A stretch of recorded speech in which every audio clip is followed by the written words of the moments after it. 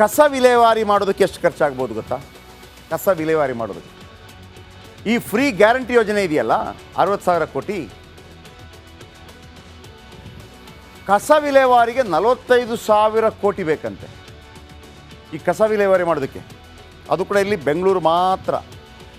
ಬೆಂಗಳೂರು ಒಂದರಲ್ಲೇ ಕಸ ವಿಲೇವಾರಿಗೆ 45,000 ಕೋಟಿ. ಅಲ್ಲಿ ಕಮಿಷನ್ ಹೊಡಿತಿದ್ದಾರಂತೆ. ಇದನ್ನು ಹೇಳಿದ್ದು ಯಾರು? ಕುಮಾರಸ್ವಾಮಿ. ಯಾರ ಬಗ್ಗೆ? ಡಿ ಕೆ ಶಿವಕುಮಾರ್ ಬಗ್ಗೆ. ಏನಂತೆ? DCM ಬೆಂಗಳೂರು ನಗರಾಭಿವೃದ್ಧಿ ಮಂತ್ರಿ ಡಿ ಕೆ ಶಿವಕುಮಾರ್ ವಿರುದ್ಧ ಕೇಂದ್ರ ಸಚಿವ ಕುಮಾರಸ್ವಾಮಿ ಸಮರ ಸಾರಿದ್ದಾರೆ. ಇಂದು ಡಿ ಕೆ ಶಿವಕುಮಾರ್ ವಿರುದ್ಧ ಹೊಸ ಬಾಂಬ್ ಸಿಡಿಸಿದ್ದಾರೆ. ಕಸ ಎತ್ತಲು ಎಷ್ಟು ಪರ್ಸೆಂಟೇಜ್ ಹೊಡೆಯುತ್ತಾ ಇದ್ದಾರೆ ಗೊತ್ತಾ?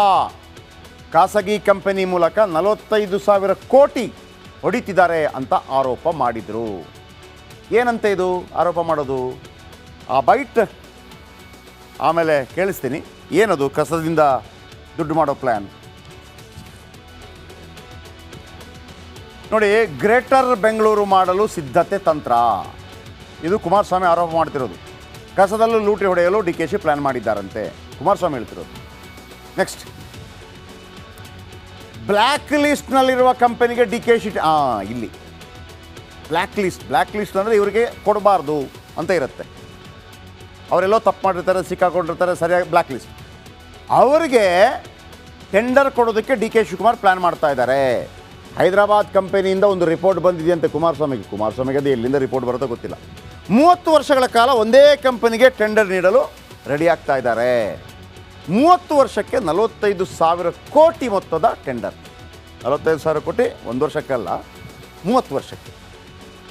ಇದೇ ಕಂಪನಿ 30 ವರ್ಷ ಕಾಲ ಕಸ ಎತ್ತೋ ಕೆಲಸ ಎತ್ತತ್ತೆ. 10ರಿಂದ 15,000 ಕೋಟಿ ಲೂಟಿ ಹೊಡೆಯೋ ಪ್ಲ್ಯಾನ್ ಮಾಡ್ತಾ ಇದ್ದಾರೆ ಅಂತೇಳಿ ಕುಮಾರಸ್ವಾಮಿ ಬಾಂಬ್ ಹಾಕಿದ್ದಾರೆ. DK ಶಿವಕುಮಾರ್ಗೆ ಎಷ್ಟು ಪರ್ಸೆಂಟೇಜ್ ಸಿಗತ್ತೆ ಅಂತ ಕ್ವಶನ್ ಮಾಡಿದ್ದಾರೆ. ಈ ಪ್ರಶ್ನೆಯನ್ನು ಕುಮಾರಸ್ವಾಮಿ ನೇರ ಮಾಡಿದ್ದಾರೆ. ಈ ಕಸದ ವಿಚಾರ ಬಂದಾಗ ಕುಮಾರಸ್ವಾಮಿಗೆ ಅದರ ಒಂದು ಹಳೇ ನಂಟಿದೆ. ಅದರದ್ದು ಇನ್ನೊಂದು ಸಲ ಹೇಳ್ತೀನಿ ಏನು ಅಂತ. ಸೊ ಹಾಗಾಗಿ ಇದರ ಬಗ್ಗೆ ಮಾಹಿತಿಗಳು ಬರುತ್ತೆ ಅವರಿಗೆ.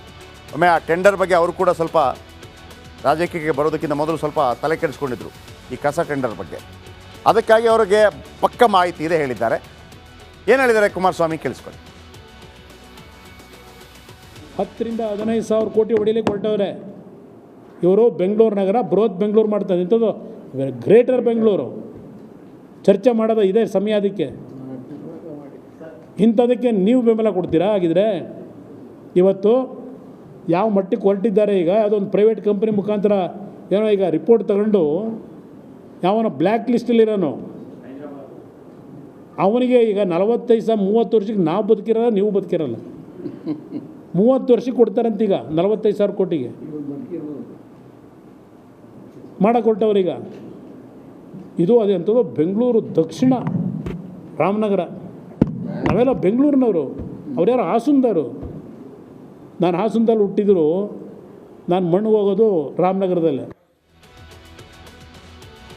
ಈ ಕುಮಾರಸ್ವಾಮಿಗೆ ಮತ್ತು ದೇವೇಗೌಡರಿಗೆ ಈ ಡಾಕ್ಯುಮೆಂಟ್ ಯಾರು ಕೊಡ್ತಾರೆ ಗೊತ್ತಿಲ್ಲಪ್ಪ.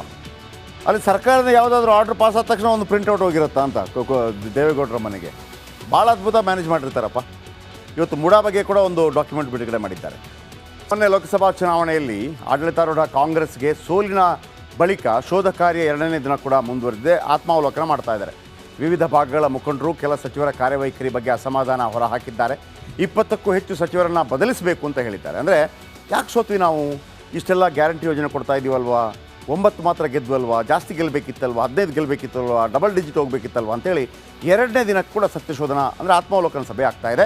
ಅಲ್ಲಿ ಹೇಳಿದ್ರಂತೆ, ಇಲ್ಲ ಸರ್ ಕೆಲವು ಸಚಿವರನ್ನೆಲ್ಲ ಚೇಂಜ್ ಮಾಡಬೇಕು. ಮತ್ತೊಂದು ಆಸಕ್ತಿ ಇಲ್ಲದವರನ್ನು ಸಂಪುಟದಿಂದ ಹೊರಗಿಟ್ಟು ಹೊಸ ಯುವ ಮುಖಗಳಿಗೆ ಅವಕಾಶ ನೀಡಬೇಕು ಅಂತೇಳಿ ಅನೇಕರು ಒತ್ತಾಯಿಸಿದ್ದಾರೆ.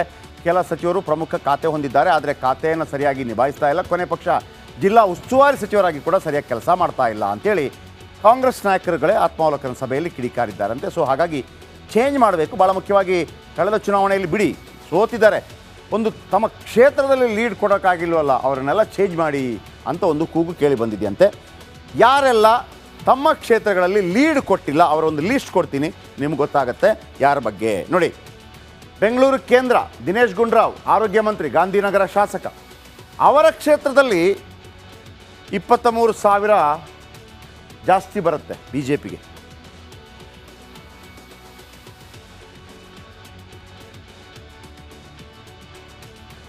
ಓಕೆ, ನೆಕ್ಸ್ಟ್ ಎಲ್ಲಿದೆ? ಇನ್ನು ಕೋಲಾರ ಕ್ಷೇತ್ರ ಸಚಿವರು, ಉನ್ನತ ಶಿಕ್ಷಣ ಮಂತ್ರಿ, ಚಿಂತಾಮಣಿ ಶಾಸಕ. ಕೋಲಾರ ಕ್ಷೇತ್ರದಲ್ಲಿ JDS ಗೆಲ್ಲತ್ತೆ. ಜೊತೆಗೆ ಇವರ ಕ್ಷೇತ್ರದಲ್ಲಿ, ಮಂತ್ರಿಯ ಕ್ಷೇತ್ರದಲ್ಲಿ 7250 ಲೀಡ್ ಬರುತ್ತೆ. ಇದು ಕರೆಕ್ಟ್ ಕಾಣ್ತಿದೆಯಾ? ಇನ್ನು ಶಿವಮೊಗ್ಗ ಕ್ಷೇತ್ರ ಮಧು ಬಂಗಾರಪ್ಪ, ಶಿಕ್ಷಣ ಸಚಿವ, ಇವರ ಅಕ್ಕ ಕಂಟೆಸ್ಟೆಂಟ್. ಅಲ್ಲೂ ಕೂಡ ತಮ್ಮ ಕ್ಷೇತ್ರದಲ್ಲಿ ತನ್ನ ಸಹೋದರಿಗೆ ವೋಟ್ ಕೊಡ್ಸೋಕ್ಕಾಗಿಲ್ಲ. 17,937 ರಾಘವೇಂದ್ರಗೆ ಲೀಡ್ ಬಂದಿದೆ. ಸೊ ಈಗ ಹೇಳ್ತಾರೆ ಚೇಂಜ್ ಮಾಡಿ ಅಂತ ಹೇಳ್ತಾರೆ. ನೆಕ್ಸ್ಟು ಬೆಂಗಳೂರು ದಕ್ಷಿಣ ಕ್ಷೇತ್ರ, ಪುತ್ರಿಗೆ ಲೀಡ್ ಕೊಡೋಕ್ಕಾಗಿಲ್ಲ, BJPಗೆ lead 9,349. Okay, next Hubli Dharwad ಕ್ಷೇತ್ರ, ಸಂತೋಷ್ ಲಾಡ್ ಉಸ್ತುವಾರಿ ಸಚಿವರು. ಅಲ್ಲಿ ಕಲಗಡಕಿ ಶಾಸಕ ತಮ್ಮ ಕ್ಷೇತ್ರದಲ್ಲಿ ಪ್ರಹ್ಲಾದ್ ಜೋಶಿಗೆ ಲೀಡ್ ಕೊಟ್ಟಿದ್ದಾರೆ, 32,737. ನೆಕ್ಸ್ಟ್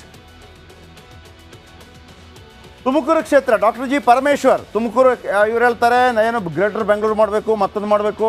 ಮುದ್ದನಮೇಗೌಡರು ಬಂದಿದ್ದರು. ಕೊರಟಗೆರೆಯಲ್ಲಿ ಗೃಹ ಮಂತ್ರಿಯಾಗಿ BJPಗೆ ಲೀಡ್ 25,541. ಆಮೇಲೆ ಒನ್ ಆ್ಯಂಡ್ ಓನ್ಲಿ ಯಾರು?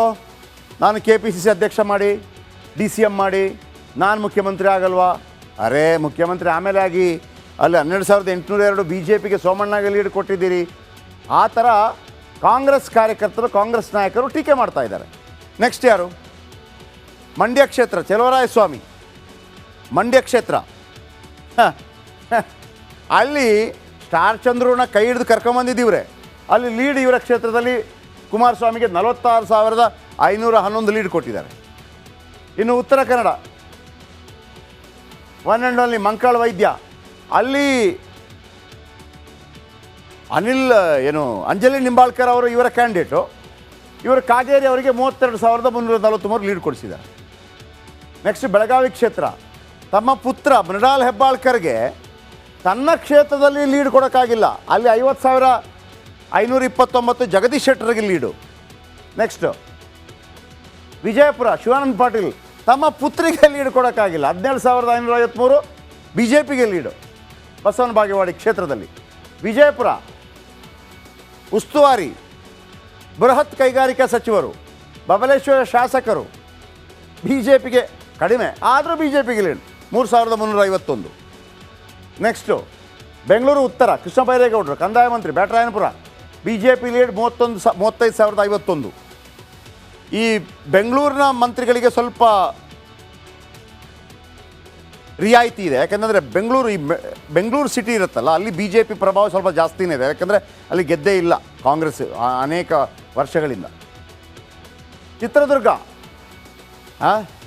ಗೋವಿಂದ ಕಾರಜೋಳ ಅವರಿಗೆ ಲೀಡ್ 6,197.